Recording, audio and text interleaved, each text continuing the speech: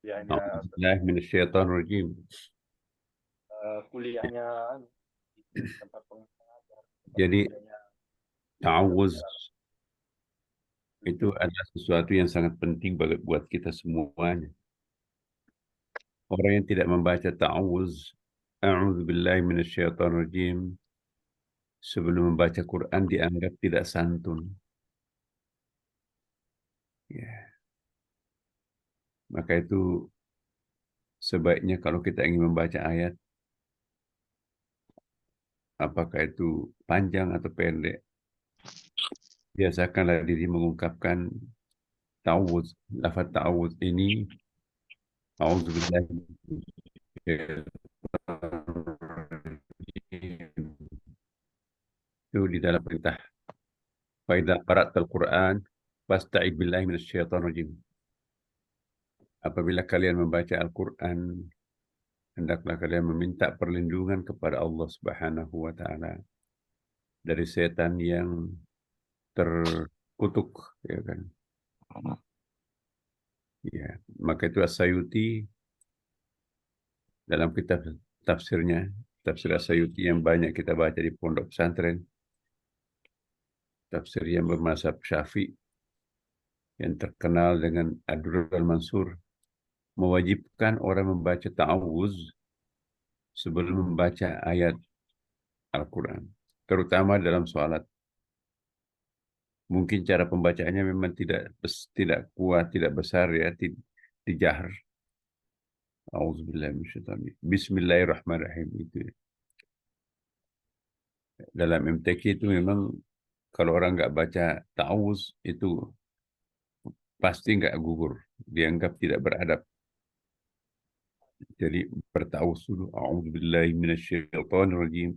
Bismillahirrahmanirrahim. Alhamdulillahirabbil alamin. Gitu. Kemudian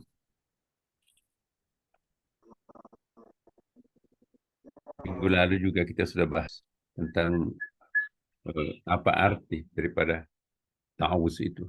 Dari kata ada ya'udhu, ya, eh, berarti berlindung. Ya. Bisa juga berarti kembali.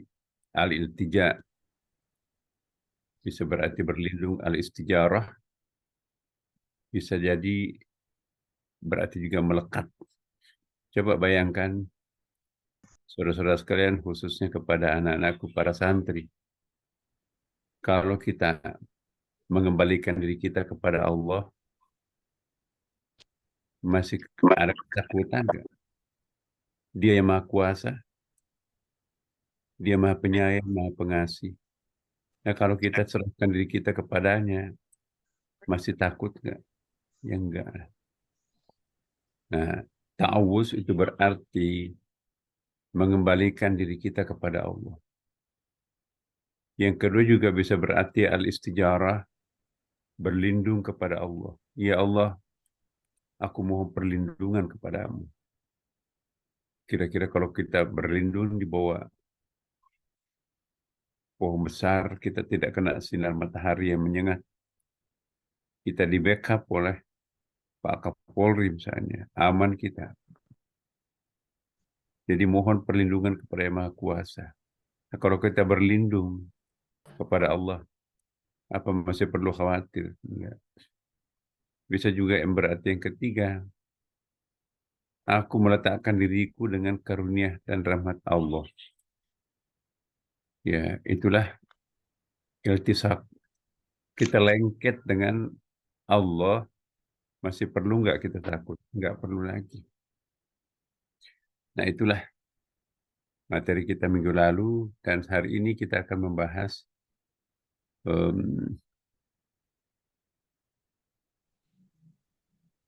apa. Nah, ini juga perlu saya ingatkan apa yang dimaksud dengan setan. Setan itu sebetulnya bukan person, lebih merupakan sifat, ya kan. Jadi setan dari akar kata syatana berarti menjauhkan, al-bu'd. Setan itu berfungsi menjauhkan diri kita kepada Allah, al-bu'd. Siapapun dan apapun yang menjauhkan diri kita kepada Allah, maka sesungguhnya itu bisa berarti setan. Ya. Kalau uang, jabatan, ya, bisa menjauhkan diri kita kepada Allah, maka itu bisa disebut dengan syaitan. Dari akar kata syatana, menjauhkan, al-bu'd. Pokoknya apapun yang bisa menjauhkan kita dengan Allah disebut syaitan. Bisa juga berarti syata. Jadi dari akar kata syatana berarti menjauhkan. Kalau kita ambil dari akar katanya syata, ya situ, syata berarti menyondongkan kepada kebatilan. Jadi setiap makhluk, baik manusia, jin maupun hewan, yang menyimpan dan menjauh daripada kebenaran, dapat disebut setan. Menjauhkan diri kita dari petunjuk Allah. Setan itu lebih merupakan pemilik sifat negatif. Energi negatifnya setan itu bisa menyelimuti jalan pikiran seseorang untuk mengaburkan yang bersangkutan kepada Tuhan. Ya. Jadi siapapun yang bisa mengaburkan kesadaran kita terhadap Tuhan, maka itu setan. Dan setan itu bukan hanya jenis hantu atau jin. Setan itu juga bisa dalam bentuk manusia. Alladzi yuwaswisu fi sudurin nas minal jinnati wan nas. Jadi setan itu membisikkan kejahatan ke dalam dada manusia. Siapapun yang membisikkan kesesatan, kejahatan, memprovokasi kita untuk menjauhkan diri dengan Tuhan, itu setan. Minal jinnati wan nas, setan dari bangsa jin maupun dari bangsa manusia. Nanti kita akan bahas ya. Nah hari ini, ya saudara-saudara sekalian, mungkin siapkan catatan, siapa tahu ada yang bisa dicatat ya. Nah, ini sudah bahas kemarin. Hari ini ya, kita berada pada substansi. Hakikat ta'awuz. Apa sih sesungguhnya makna daripada ta'awuz itu? Ada 5 fungsinya ta'awuz. Ada 5 hakikatnya ta'awuz. Jadi jangan main-main dengan ta'awuz. Pertama, hakikat memohon perlindungan. Jadi kalau kita berta'awuz itu al-isti'adzah. Jadi perhatikan. A'udzubillahi minasyaitonirrajim. Itu ada 5 kandungannya ta'awuz. Yang bisa kita bahas satu persatu. Ada isti'adzah, ada al-musta'id. Ya, coba dimatikan dulu ya, dimatikan. Ya, hostnya dimatikan semuanya dulu. Ya. Jadi ada 5 poin. Pertama isti'adzah. Ya, jadi tidak bisa kita sempurna memahami ta'awuz kalau tidak memahami 5 faktor ini. Pertama isti'adzah, hakikat memohon perlindungan. Apa sesungguhnya yang kita akan capai dengan ta'awuz itu? Yang kedua adalah al-musta'id, pemohon perlindungan. Jadi diri kita yang memohon perlindungan. Yang ketiga, al-musta'adu bih, sang pemberi perlindungan. Jadi hakikat perlindungan itu ada suatu challenge, ada suatu tantangan yang membuat kita untuk mohon perlindungan. Apa itu? Itu perlu identifikasi. Yang kedua, kita yang butuh perlindungan dari Allah. Ya, diri kita itu siapa? Apakah diri pribadi, apakah keluarga, apakah alma mater, apakah masyarakat atau ke bangsa. Jadi siapa yang memohon perlindungan? Dan yang ketiga ada al-isti'adzu bih, sang pemberi perlindungan. Siapa yang memberi perlindungan semuanya? Siapa yang melindungi kita itu ya Allah. Nah kita harus paham siapa Allah. Bagaimana mendekati Allah. Ya, tentu kita harus tawaduk menghadapi Allah. Yang keempat ada al-musta'adzu minhu, makhluk yang hendak kita jauhi. Dalam ini setan, ya kan. Siapa atau apa objek yang kita takuti sehingga kita akan mohon perlindungan kepada Allah. Dan yang kelima, tujuan memohon perlindungan untuk apa kita mohon perlindungan itu. Ma yusta'adu lahu. Ini sama juga kalau kita berdoa kepada Allah. 5 poin ini harus hadir dalam hati kita. Kalau kita akan dikabulkan permohonan kita. Jadi hakikat permohonan kita kepada Allah. Apa yang kita akan mohonkan. Ya, kita ini sang pemohon, tentu kita menutup aurat. Tentu kita bersih dari lahir batin. Ya, tentu kita harus tawadu. Tentu kita tahu apa persoalan kita sendiri. Nah, kemudian al-musta'adu bihi, tentu kita juga tahu siapa Allah. Allah itu Tuhan, jangan dibalik jadi pembantu. Tidak mustahil terjadi, kita balik. Kita jadi Tuhan, Allah jadi pembantu. Ya Allah, siapkanlah makanan di meja makan. Boleh nggak kita seperti itu? Ya Allah, masakkanlah aku kolak, ya. Allah bukan pembantu. Maka itu doa kan. Doa itu kan dalam ilmu balaghah, memang ada doa. Tuntutan dari bawah ke atas itu disebut dengan ad-du'a. Tuntutan dari atas ke bawah itu disebut dengan amr. Pakai. Tuntutan dari samping itu disebut dengan iltimas. Nah, kalau kita doa beda dengan amr, ya kan. Kita minta doa kepada Allah, soantung kita. Ya, Pak Bupati memerintahkan kepada stafnya itu amr. Jadi amr itu perintah dari atas ke bawah, doa itu tuntutan dari bawah ke atas. Kalau sesama teman kelas, saudara, selevel, itu namanya iltimas. Gaya bahasanya beda itu. Jangan menggunakan gaya bahasa amr, padahal itu maksudnya doa. Ya. Makhluk yang hendak kita jauhi siapa? Ular kobra, buaya, harimau, angin putih beliung, atau setan. Jadi kita harus kenali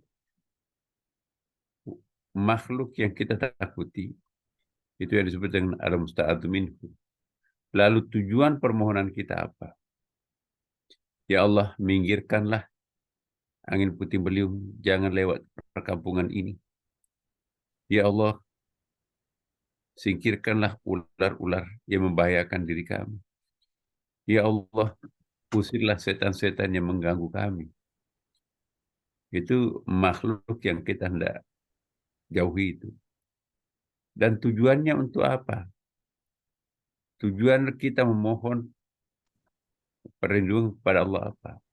Supaya angin puting beliung tidak melulu lantakkan rumah kita kan. Supaya ular kobra tidak menggigit kita.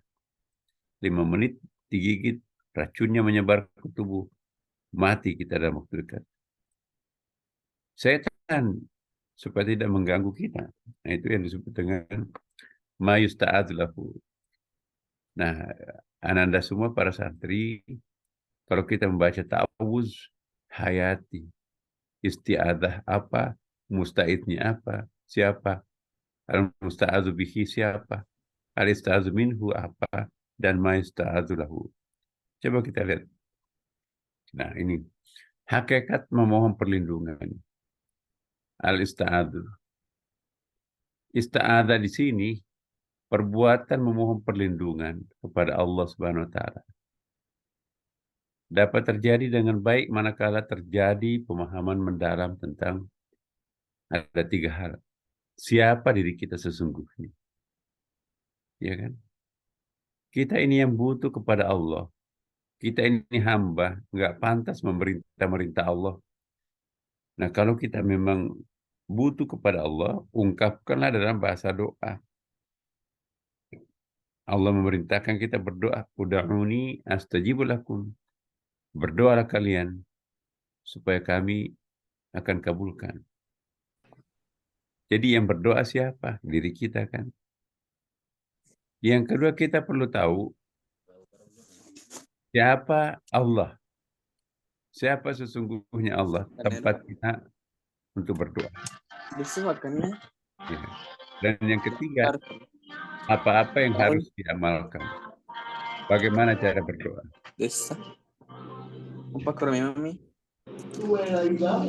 Ya, tolong dimatikan lah. Ya. Hostnya itu ya dimatikan. Ya. Dan hostnya di-unmute semuanya dulu, supaya tidak mengganggu teman-teman yang lain. Ya. Jika ketiga hal ini sinkron, maka kerinduan kepadanya menjadi salah satu upaya ta'awudz. Ya. Ada doa, ada ayat. Ya. Uda'uni itu fi'il amr. Allah yang memerintahkan kita untuk berdoa. Berdoalah kalian. Niscaya kami akan terima doanya. Nah, di sini ada dua kategori. Ada doanya para arifin dan ada doanya orang awam. Kalau doanya orang awam, mungkin seperti kita kebanyakan di sini, yang paling dipentingkan itu ialah istijabahnya. Uda'uni astajib lakum. Berdoalah kalian supaya kami kabulkan doanya. Kalau anak-anakku semua saya tanya ya, mana yang paling penting? Perbuatan berdoa kepada Allah atau realisasi doa itu? Dengan kata lain, mana lebih penting berdoa atau pengabulan doanya? Ya. Kita mau ujian, ingin naik kelas dengan ranking 1. Mana yang lebih penting? Berdoa kepada Allah atau mendapatkan prestasi ranking 1 di kelas? Seperti apa yang kita doakan? Ayo, berdoa atau dikabulkan doanya? Berdoa, Fung. Berdoa. Apa alasannya? Berdoa tidak perlu dikabulkan. Seandainya hanya dua, satu pilihan. Berdoa atau pengabulan doa. Berdoa terus tapi tidak dikabulkan, mau nggak? Nah. Atau dikabulkan doanya walaupun doanya ya sederhana.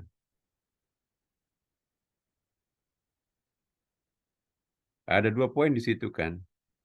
Uda'uni 1, yustajib lakum 2. Menurut para arifin, berdoa lebih penting daripada pengabulan doa. Kenapa? Ad-du'a'u silahul mu'minin. Doa itu senjata yang paling ampuh bagi seorang mukmin. Itu dia. Ad-du'a'u silahul mu'minin. Ada lagi hadis Nabi, ad-du'a'u mukhul ibadah. Doa itu adalah otaknya, intinya ibadah. Jadi puncak daripada segala puncak doa itu sebetulnya adalah ad-du'a. Dengan demikian, kalau kita berdoa, kita naik ke atas. Kita dari bumi naik ke atas. Kita mi'raj menjumpai Tuhan. Maka itu para arifin, lebih penting berjumpa dengan Tuhan, kita naik ke langit, daripada makhluk Allah yang diturunkan dari langit ke bumi. Nah, sedangkan orang awam, yang lebih penting adalah pengabulan doanya. Aku mau naik kelas. Yang penting aku naik kelas. Seandainya tidak perlu berdoa pun nggak apa-apa. Tapi kita perlu berdoakan. Aku ingin jadi pejabat, aku ingin jadi orang kaya. Bagi orang awam, yang paling penting pengabulan doanya, bukan perbuatan berdoanya. Ya. Mana yang Ananda pilih, para santri? Kita berdoa kepada Allah, dengan sendirinya kita naik ke atas. Karena doa itu kan orang mendaki dari bumi ke langit, berjumpa dengan Tuhan. Ya. Akhirnya kita bisa menyatu nanti dengan Tuhan melalui doa.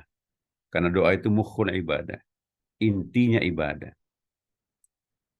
Ya.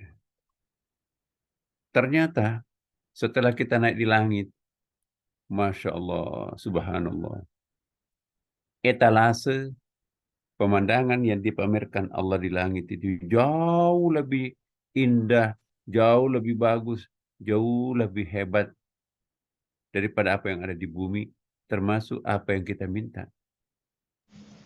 Kita minta mobil mewah, rumah mewah, istana lah. Ya Allah, ternyata di sini istananya tidak pernah saya lihat di bumi.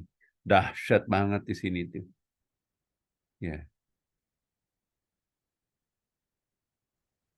Mana lebih baik?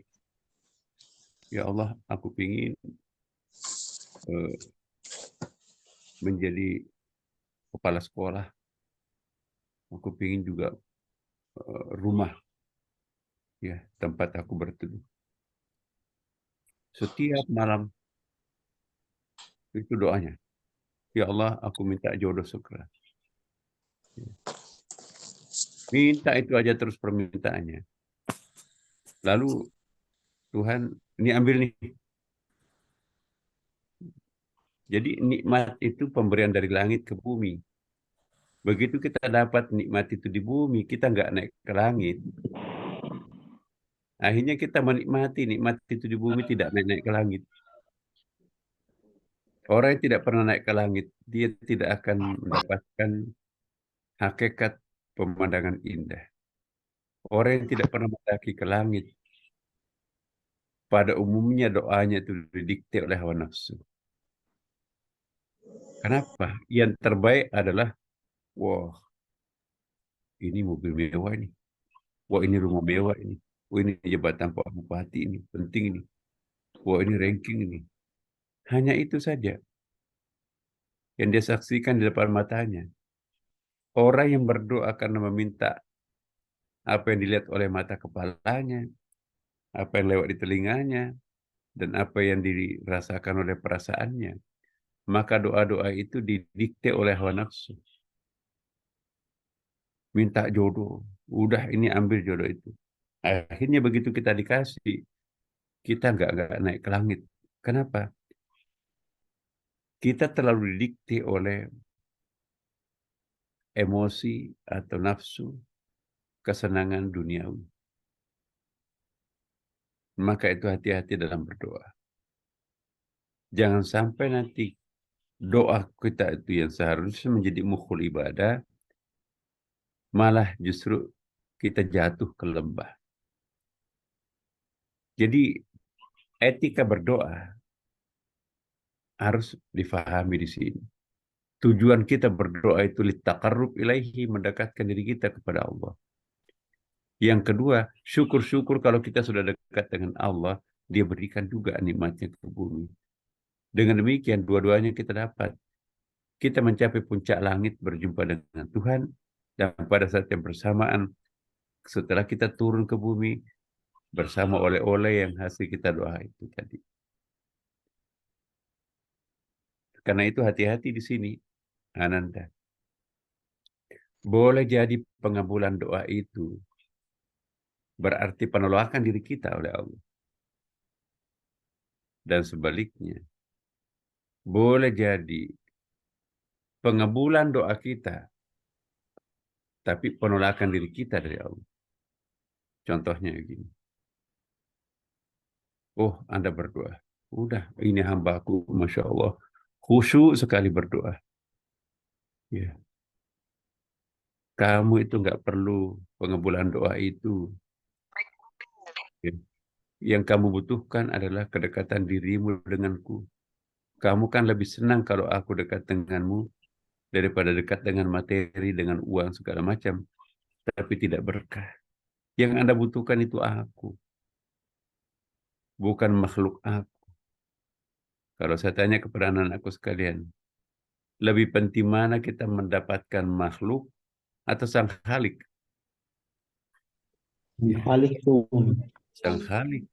Iya. Nah, kalau kita berdoa sudah berjumpa dengan Tuhan, ambil itu hasil-hasil doa aku. Di sini di langit pemandangannya lebih banyak. Jadi ini perlu kita pahami dalam berdoa. Mana lebih penting?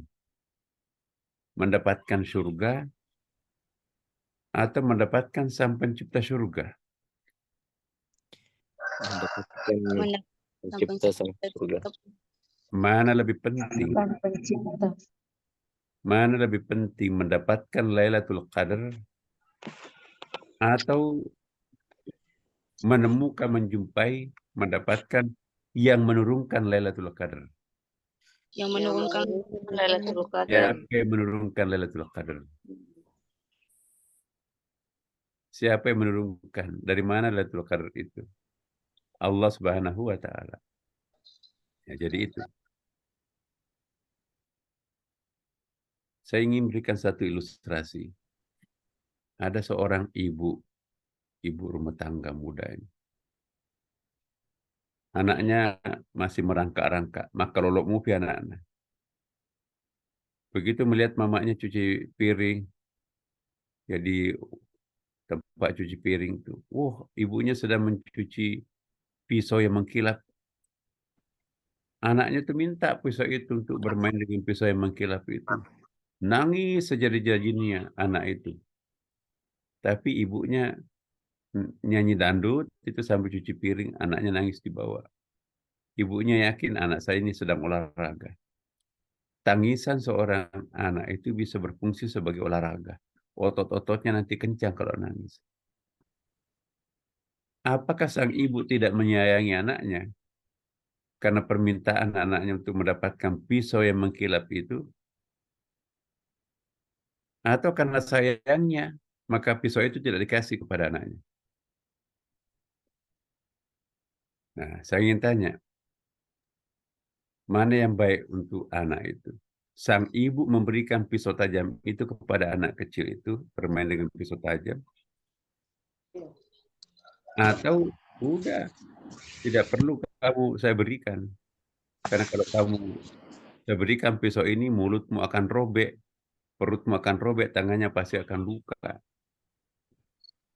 Nah, Allah juga seperti itu. Hanya karena kita tidak tahu apa hikmah di balik penolakan doa kita, maka kita seperti kecewa terhadap Tuhan kan. Ya Allah, tetanggaku tidak pernah tersentuh air wudhu, malah dia dapat jodoh duluan. Aku dengan ibu saya, bapak saya berdoa setengah mati, sholat tahajud, puasa Senin Kamis, ya umur 40 tahun belum dapat jodoh. Kok Tuhan diskriminatif? Tetangga saya itu dapat jodoh. Langganan dosa maksiat, gak pernah sholat. Gimana sih Tuhan ini? Ya, itu kecewa terhadap Tuhan namanya. Tapi kita harus yakin bahwa penolakan doa kita boleh jadi Allah akan menerima kita. Hai hambaku, kalau aku berikan jodoh terhadapmu, kamu asyik dengan jodohmu, dan kamu tidak pernah naik ke langit. Bercumbu terus, mabuk terus, nggak pernah sholat. Hai, kalau saya kasih jabatan itu, pasti kamu mabuk. Tadinya sholat tahajud, ini pulang tengah malam, nggak sholat tahajud. Biasanya sholat duha sebelum pergi ke kantor, ini nggak pernah sholat duha lagi. Kenapa harus menjemput bosnya sebelum datang? Biasanya puasa Senin Kamis, tapi sekarang nggak ada lagi karena harus mendampingi bosnya ke luar negeri atau keluar kota. Ini biasanya nangis-nangis ketika sujud, ini boro-boro, kadang-kadang nggak sholat. Dengan demikian, apakah jabatan itu berguna baginya atau malah justru tidak berguna baginya. Seandainya kita mohon sesuatu yang membuat kita berjarak dengan Tuhan, apakah itu baik? Tentu mana lebih baik? Mendapatkan jabatan di dunia sesaat atau kita menemukan Tuhan di surga seabadi-abadinya di sana. Menemukan di Bagus. Jadi anak-anakku semua, jangan salah paham kalau doanya dikabulkan cepat, atau juga jangan salah paham kalau doanya ditolak. Boleh jadi pengabulan doa kita itu berarti penolakan diri kita. Ambil nih. Masa tiap malam minta jodoh-jodoh terus. Ambil, bermainlah, berkubanlah di bumi, jangan naik ke langit. Ya. Atau, oh enggak, kamu enggak butuh. Nanti kalau kamu sejodoh dengan itu, kamu KDRT. Mau enggak KDRT, kekerasan dalam rumah tangga. Hidungnya bengkok-bengkok, dipukul oleh suaminya. Makan tuh jodoh tuh. Tapi Tuhan tidak mengabulkan pengabulan jodoh yang kita minta itu. Karena Tuhan lebih paham. Selama kamu gak punya jodoh, coba lihat. Kamu asyik beribadah kepada aku. Pahalamu tuh sudah segudang tuh. Pergi ke masjid, zikir, mengaji. Nanti kalau kamu dapat jodoh, diperintah-perintah, masak ini, masak itu, pergi itu, pel itu, nyetrika, dan seterusnya. Akhirnya, kenikmatannya di mana? Jadi itu yang saya maksudkan tadi. Boleh jadi pengabulan doa kita, penolakan diri kita naik ke langit. Boleh tidak jadi penolakan doa kita, ya, tapi kita naik ke langit. Mana yang Ananda pilih? Kita diundang Tuhan berjumpa dengannya di langit, dengan segala keistimewaannya di langit, atau pengabulan doa kita, tapi kita berkuban di bumi tidak naik-naik ke langit. Mana yang lebih baik? naik ke langit po. Bagus. Nah, ini santri harus menjelaskan kepada masyarakat kita yang suka kecewa itu. Orang yang suka kecewa, pertanda dia tidak tahu hakikat memohon perlindungan. Maka itu poin yang pertama di sini, hakikat memohon perlindungan itu. Siapa diri kita? Benar enggak itu yang kebutuhan primer kita? Jangan-jangan yang membutuhkan secara primer doa kita hari ini bukan kita tapi anak kita. Hai hambaku, aku tahu yang engkau minta, tapi yang membutuhkan doa itu adalah anakmu yang hidup di era persaingan yang begitu ketat persaingannya nanti. Lebih baik aku pending, aku tunda, bukan kamu yang butuh. Kalau aku turunkan permintaanmu sekarang, kamu hanya menggunakan kebutuhan itu sebagai kebutuhan pelengkap sekunder. Tapi anakmu yang membutuhkan doamu akan menjadikannya kebutuhan primer. Seandainya nanti menjadi orang tua, sayang nggak terhadap anaknya? Semua untuk anak kan. Jadi penolakan doa kita bukan berarti ditolak sebetulnya. Tapi depending itu artinya apa? Ditunda penurunan doa itu bukan untuk kita, tapi anak kita. Karena kalau kita mendapatkan doa itu hanya kebutuhan sekunder, ya kebutuhan sampingan. Tapi anak kita nanti akan lahir, akan menjadikan doa ini sebagai kebutuhan primer sangat utama. Kalau kita sayang anak, baju kita itu dikasih kepada anak kita. Kalau kita sayang anak, ambil motor itu nak, biar papamu naik sepeda. Kalau kita sayang anak, uang ini mestinya saya belikan macam-macam, ambil nak untuk uang sekolah. Nah, yang kita doakan itu bukan kita yang membutuhkan lebih penting, anak kita lebih penting. Maka itu anak-anakku semua, jangan-jangan apa yang kita nikmati sekarang ini, itu bukan hasil doa kita, tapi hasil doanya orang tua kita. hasil doa yang telah dipanjatkan oleh orang tua kakek nenek kita. Ini doa yang pernah dipanjatkan oleh guru kita terdahulu. Depending oleh Allah karena dia tidak terlalu membutuhkannya. Ia membutuhkan kita semua. Saya ingin tanya kepada anak-anakku semua, apakah banyak nikmat yang datang kepadanya? Nikmat itu tidak pernah didoakan sebelumnya. Banyak Banyak pun, kan? luar biasa pun. Ya. Berarti ada orang berjasa terhadap nikmat yang kita rasakan sekarang.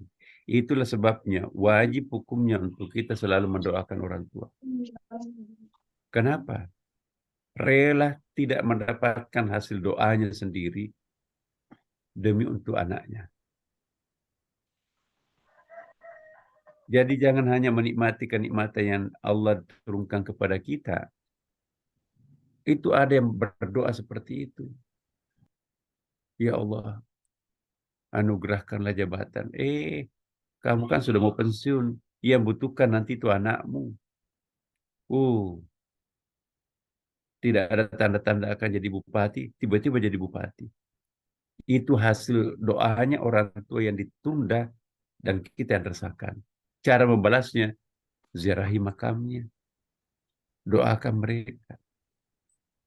Inilah yang dimaksud dengan hakikat memohon perlindungan, al-isti'adzah. Jadi, anak-anakku saya ingin mengingatkan semua. Apa yang saya sampaikan ini penting. Boleh jadi pengabulan doa kita.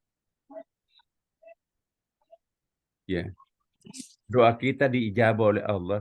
Tapi diri kita ditolak naik ke langit. Nih, ambil nih, jangan naik ke langit. Itu aja melulu minta mobil, minta ranking, minta apa. Atau dibalik. Boleh jadi penolakan doa kita, tapi kitanya yang naik ke atas. Kitanya yang diminta naik ke langit. Wahai hambaku, aku tidak mengabulkan doamu. Tapi aku menikmati engkau selalu tiap malam naik ke langit menjumpa diriku. Ya, itulah nanti perjumpaan kita membuahkan hasilnya surga. Coba intip surga itu. Ada nggak nilainya dunia? Ya Allah, nggak ada Tuhan. Jangan kabulkan doaku. Ya Allah, jangan kabulkan doaku. Aku mau yang ini, aku mau yang ini. Bukan yang itu. Nggak ada nilainya permohonan dunia itu. Jadi setelah orang mengintip langit, maka kecil semua permohonan yang diucapkan ketika ia di bumi. Makanya itu, para arifin lebih mementingkan perbuatan doa daripada pengabulan doa. Selama kita masih mementingkan pengabulan doa daripada perbuatan doa, jangan-jangan doa itu didikte oleh hawa nafsu. Semua doa yang didikte oleh hawa nafsu, nanti kalau Allah berikan itu tidak berkah. Karena nafsu itu di belakangnya ada setan. Tapi kalau hati luhur kita yang memohon kepada Allah, ya Allah berikan yang terbaik buat aku. Nah itulah nanti yang kita bahas. Ada 3 macam doa anak-anakku semua. Ada doa yang diucapkan dengan komat kamitnya mulut. Itu yang disebut dengan ad-du'a bil lisanil maqal. Doa yang dipanjatkan dengan mulut. Ada doa yang kedua, ad-du'a bil lisanil hal. Doa yang tidak diucapkan oleh mulut kita, tetapi hati kita yang sangat kencang. Hati kita yang sangat bersedih. Itulah yang melahirkan ad-du'a bil lisanil hal. Kaedah mengatakan ad-du'a bil lisanil hal afsahu min ad-du'a bil lisanil maqal. Doa yang dipanjatkan dengan komat kamitnya mulut jauh lebih penting, lebih kuat energinya dibanding dengan doa yang dipanjatkan oleh al-hal, oleh rasa kita yang sangat menumpuk. Maka itu kan ada hadis Nabi, ittaqud du'a al-madlum. Takutlah doanya orang yang teraniaya. Kenapa? Orang yang teraniaya itu menjerit batinnya kepada Allah. Itu lebih kencang naiknya ke langit daripada komat kamitnya mulut. Makanya itu ananda semuanya. Perhatikan ini. Tanda-tanda jika Allah akan mengabulkan doa hambanya. Ia mendatangkan zona sulit, keadaan yang sangat sulit. Sehingga jiwanya itu terpukul, terpatri. Doa yang diungkapkan oleh jiwa yang terpukul itu cepat sekali naik ke langit. Jadi kalau kita kena musibah, itu isyarat bahwa Tuhan akan mengabulkan doa kita. Makanya itu kalau ada orang yang diuji dengan musibah, rumahnya kebakaran, hancur rumahnya kebanjiran, dia ditimpa penyakit menular, dia diuji dengan kanker stadium 4, sudah berbulan-bulan. Sebetulnya yang paling tepat untuk berdoa itu adalah yang bersangkutan. Kenapa? Dia dalam keadaan terkena musibah. Orang yang terkena musibah itu boleh jadi tidak dikabulkan doanya untuk dirinya, tapi kalau dia mendoakan orang lain, lebih cepat terkabulkan. Kalau kita melihat orang sakit, terbaring sudah berapa lama, kalau dia mendoakan kita, lebih kencang turun doa itu dari langit daripada kita yang berdoa. Kenapa? Doa yang terkena musibah itu lebih kencang naik ke langit. Tapi kalau mendoakan dirinya, ini pengecualian. Penyakitnya itu bukan untuk sesuatu yang lain. Penyakit itu untuk menghapuskan dosa masa lampaunya orang itu.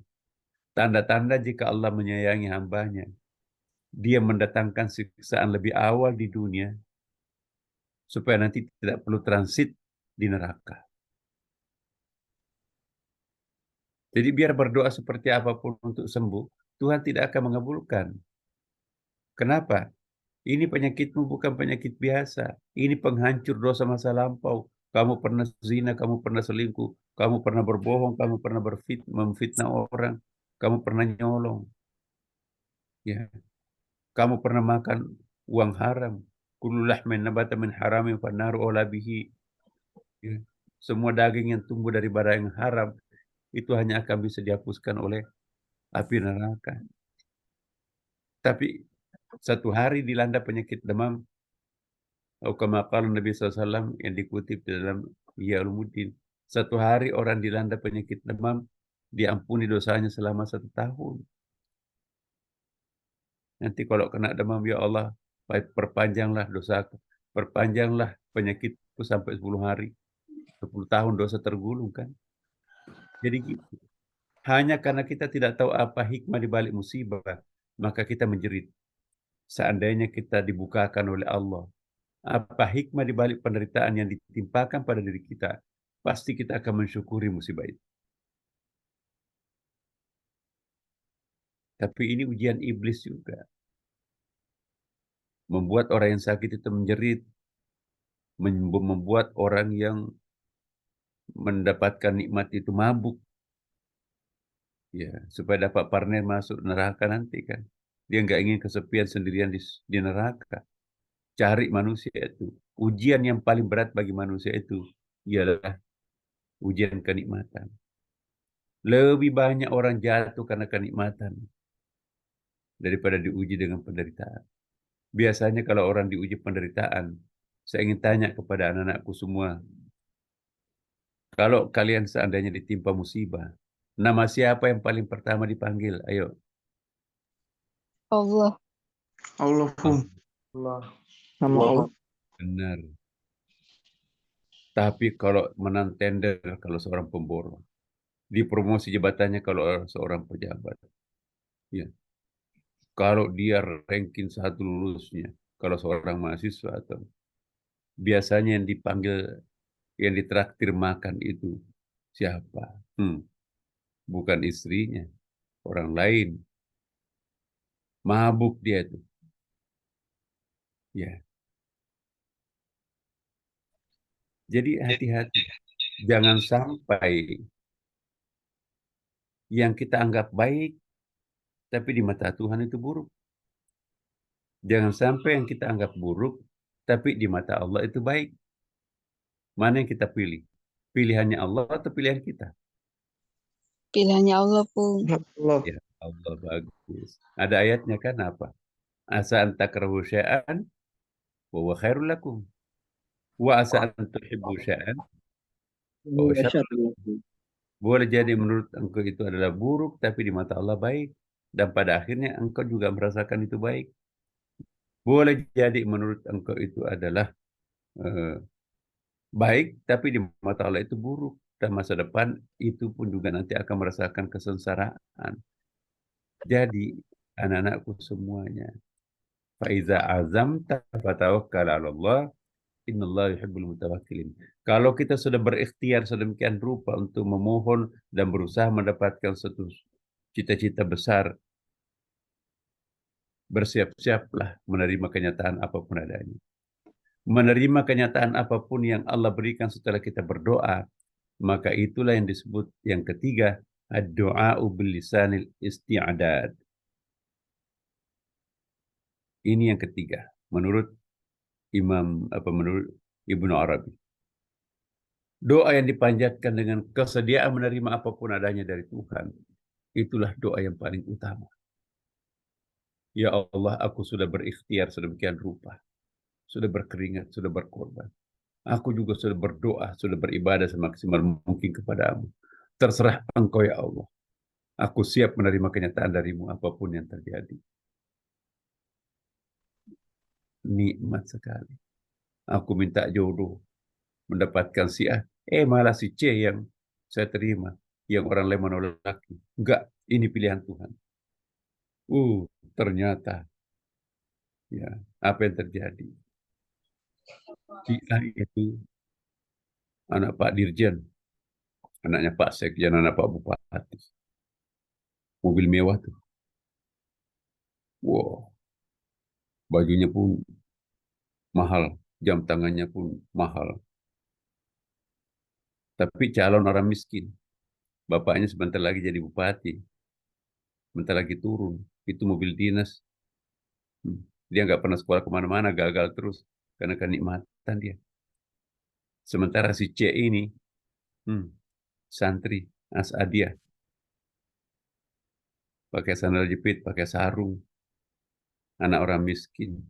Tapi dia ranking, menguasai bahasa Arab, menguasai bahasa Inggris. Itu pasti calon orang kaya. Mana yang dipilih?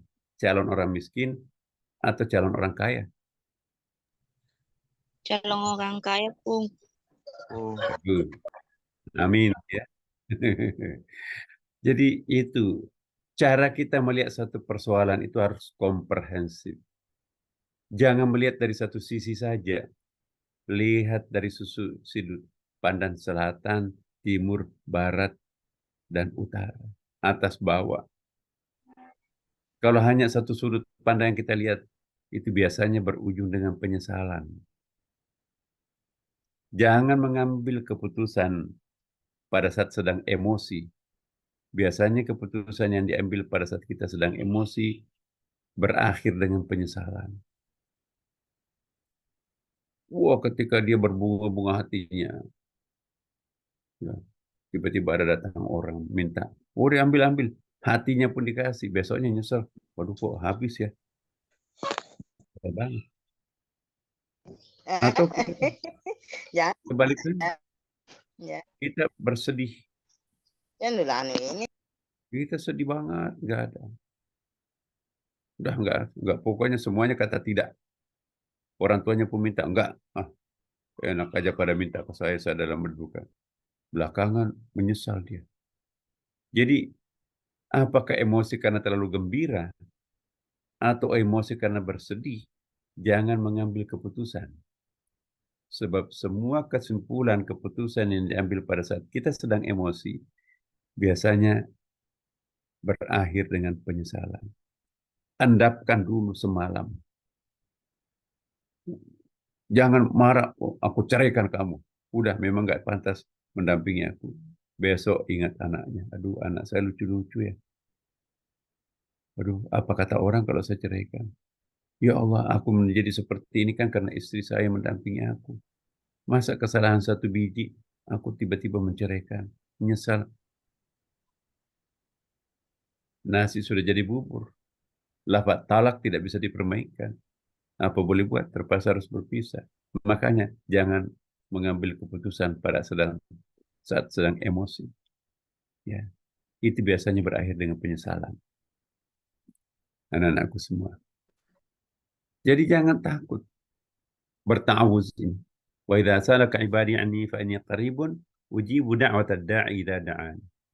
Wal yastajibu li wal yu'minu bi la'allahum yarshudun. Dan apabila hamba-hambaku bertanya kepadamu tentang aku, apabila hambaku memohon terhadap aku, maka jawablah bahwasanya aku adalah dekat. Allah itu dekat.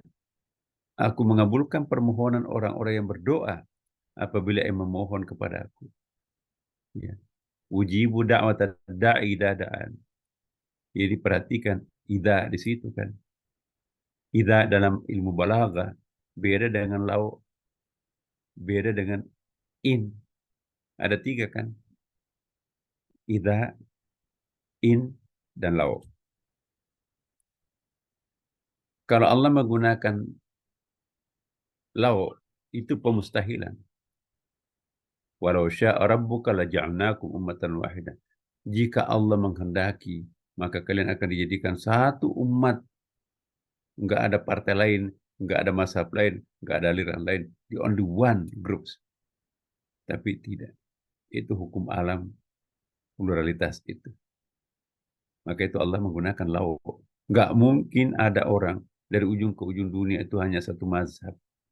Walau syaa rabbuka laja'alnakum ummatan wahidah. Pasti plural. Itu lau. Qul law kana al-bahru midadan li kalimati rabbi lanafida al-bahru qabla an tanfada kalimatu rabbi. Jika seandainya ya, laut dijadikan tinta untuk menjelaskan satu kalimat Allah, tidak akan pernah mungkin bisa menjelaskannya. Lau pemustahilan. Tapi kalau sebaliknya idza itu pasti akan terjadi. Idza jaa nasrullah wal fath wa ra'aitan nas yadkhuluna fi dinillahi afwaja. Ketika ayat ini turun, anak-anakku semua, wah, Umar bin Khattab dan kawan-kawannya itu sampai bergembira, tepuk tangan, berjoget bahkan. Kenapa? Sekian lama kita mengkampanyekan Islam. Ya. Ini tiba-tiba ada ayat yang turun. Idza jaa nasrullah. Idza jaa dalam ilmu balaghah, anak-anakku semua, ini pentingnya balaghah ya. Idza itu pasti terjadi. Ya. Jaa itu fi'il apa, anakku semua? Fi'il apa itu? Mudhari atau madi? Fi'il madi. Madi. Fi'il madi menjelaskan apa fungsi fi'il madi? Menjelaskan masa akan datang atau masa silam? Silam. Silam atau Masa silam. Tetapi ini kan menjelaskan masa akan datang. Pertolongan Tuhan pada waktu itu kan belum datang. Nah, ini ada kaidah anak-anakku semua. Apabila fi'il madi bentuk past tense dalam tenses bahasa Inggris ya. Apabila fi'il madi itu digunakan untuk menggambarkan peristiwa yang akan datang, maka pasti peristiwa itu akan terjadi. Dan sebaliknya, apabila fi'il mudhari yang digunakan untuk menggambarkan peristiwa masa lampau, ya, mestinya fi'il madi kan, tapi itu melambangkan bahwa peristiwa itu sangat indah. Atau sebaliknya, sangat keji. Gitu kan. Banyak itu dalam Quran itu menyimpan daripada kaidah-kaidah nahwu saraf. Mestinya kan fi'il madi menjelaskan peristiwa yang melampau. Tapi kadang-kadang Quran menggunakan peristiwa yang akan datang. Itu pertanda peristiwa yang dilukiskan dengan fi'il madi itu pasti akan terjadi. Ada ayat lain. Yaqtarabatis sa'ah. Anak-anakku, yaqtaraba fi'il apa itu? Madi atau mudhari? Madi. Fi'il madi, bagus. As-sa'ah, hari kiamat. Apakah sudah terjadi hari kiamat belum?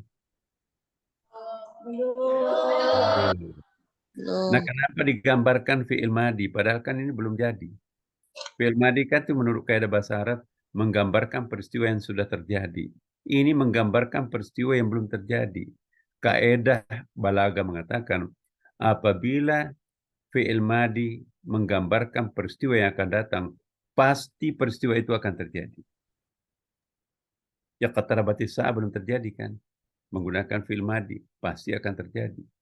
Dan yang kedua, peristiwa yang akan terjadi itu pasti sangat mengerikan. Mengerikan nggak as-sa'a itu? Hari kiamat itu. Ya iya. Nah, idza ja'a nasrullahi wal fath. Belum terjadi Fathu Makkah. Belum terjadi kenikmatan pada waktu itu. Tapi menggunakan fi'il madi. Itu pasti akan terjadi pertolongan Tuhan itu. Makanya itu sahabat Nabi bergembira. Kita akan nanti melihat orang berduyun-duyun masuk Islam. Kecuali Abu Bakar nangis. Nangis Abu Bakar itu. Umar, hei Abu Bakar, ngapain kamu nangis? Ayat ini akan menggembirakan kita. Ini menggunakan kata idza, berarti pasti terjadi. Fi'il madi digambarkan untuk masa depan pasti. Double takkid itu kan. Itu pasti akan terjadi. Ya, takkid murakkab dalam ilmu balaghah kan. Takkidul murakkab sudah idza itu pasti fi'il madi menggambarkan fi'il madi akan datang itu murakkab betul itu takkidnya itu. Takkidul murakkab dalam ilmu balaghah. Jadi anak-anakku harus paham balaghahnya. Nah, kenapa menangis Abu Bakar? Aku menangis. Jangan-jangan ayat ini pertanda Nabi sudah akan meninggalkan kita. Maksudnya, kalau sudah misinya Nabi sudah seperti ini, jangan-jangan Allah akan menarik Nabi Muhammad kembali kepada dirinya. Kebetulan ada Nabi pada waktu itu. Umar nanya kepada Rasulullah, ya Rasulullah, apakah benar apa yang dilakukan, apa yang disampaikan Abu Bakar itu? Ngangguk Nabi, pertanda iya. Menangis semua orang yang datang dalam acara itu. Dan tidak lama setelah ayat ini turun, innalillahi wa inna ilaihi raji'un, Rasulullah wafat. Jadi itu idza, anakku. Ujibu da'wat ad-da'i idza da'an. Pasti Tuhan akan mengabulkan doa kita kalau kita minta. Tapi kapan pengabulannya? Allahu a'lam. Siapa nanti akan merasakan doa itu? Apa kita atau anak kita? Atau cucu kita? Allahu a'lam. Tidak ada doa yang disia-siakan. Maka itu rajinlah berdoa. Fal yastajibu. Fal yastajibu li, pasti aku terima. Perhatikan redaksinya. Ya. Ya. Wa idza salaka ibadi anni fa inni qaribun ujibu. Ya, ujibu itu aku sendiri, I myself. Ya, ujibu da'wat da'i, aku yang akan memberikan pembalasan doa itu, menjawab doa hambaku. Idza da'ani, apabila dia berdoa itu pasti itu. Fal yastajibu li. Ya. Maka hendaklah mereka itu memenuhi ya perintah wal yu'minu bi la'allakum yursyadun. Nah, inilah. Maka itu kita tidak boleh berburuk sangka kepada Allah. Ya kan? Pasti karena kita tidak tahu hikmahnya, maka kita kecewa. Seandainya Allah membukakan rahasianya di balik kekecewaan kita, maka kita jadi sampai di sini dulu ya, Ananda. Inti kita lanjutkan. Bukan main kalau Ananda memperbaiki buku catatannya. Apa yang saya sampaikan dari awal nanti, itu akan jadi suatu kitab tafsir. Ini dari bagian daripada tafsir saya nanti, mohon doanya Ananda. Ya. Ini baru sampai surah Al-Baqarah. Ini baru ta'awuz nih. A'udzubillahi minasyaitonirrajim. Kalau jadi nanti itu ada sekitar 30 jilid nanti. Baru sampai surah Al-Baqarah. Dan baik, ingat apa yang saya sampaikan dari tadi ya. Jangan sampai nanti absen. Ya, kalau absen nanti mungkin bisa dilihat kembali di YouTube ya. Mudah-mudahan disimpan oleh panitia. karena istilah-istilah ini penting kita ambil dari berbagai macam kitab tafsir yang ada di pondok pesantren Asadiyah kita ya, atau di Al-Ikhlas. Terima kasih. Mari kita berdoa kepada Allah Subhanahu wa taala, semoga kita mendapatkan berkah darinya. Ya. Bismillahirrahmanirrahim. Kafaka rabbuka kam yakfika waqifah. Ifkakuha ka kaminin kana munkalika. Takirru karran ka karil kayfika bal. Tahkimu shakshakatan kanat lakalaka. Kafaka rabbuka kafru kafi kurbata. Ya kawkaban kana yahki kawkabal. Allahumma inna nasta'inuka wa nastahdika wa nastaghfiruka wa natubu ilayk. Wa nu'minu bika wa natawakkal 'alayk. Wa nutni 'alayka al-khaira kullahu wa nashkuruka wa la nakfur. Allahumma iyyaka na'budu wa laka nusalli wa nasjud.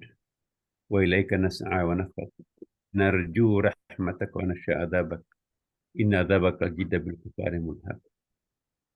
Allahumma rabbi zidna 'ilman mubaraka warzuqna fahma.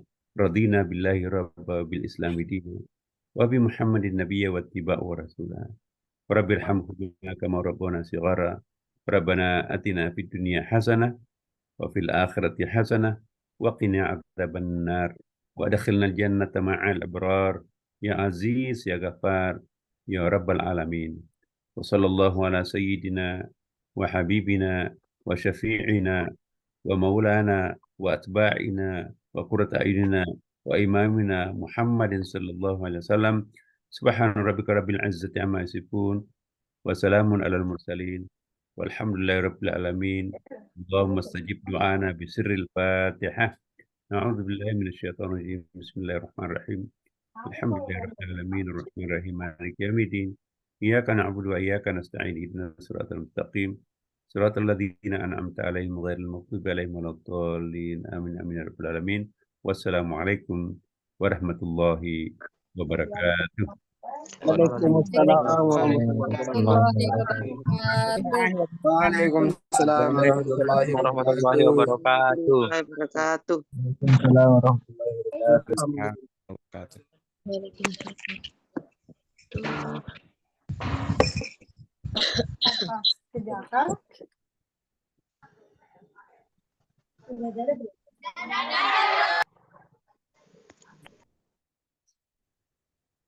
Terima kasih atas ilmunya.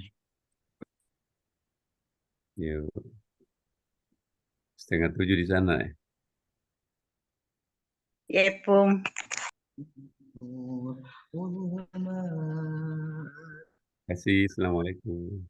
Waalaikumsalam warahmatullahi wabarakatuh. Waalaikumsalam warahmatullahi wabarakatuh. Waalaikumsalam warahmatullahi wabarakatuh. Kamatullah wa matukuti Allah. Asa kamu matulah Allah.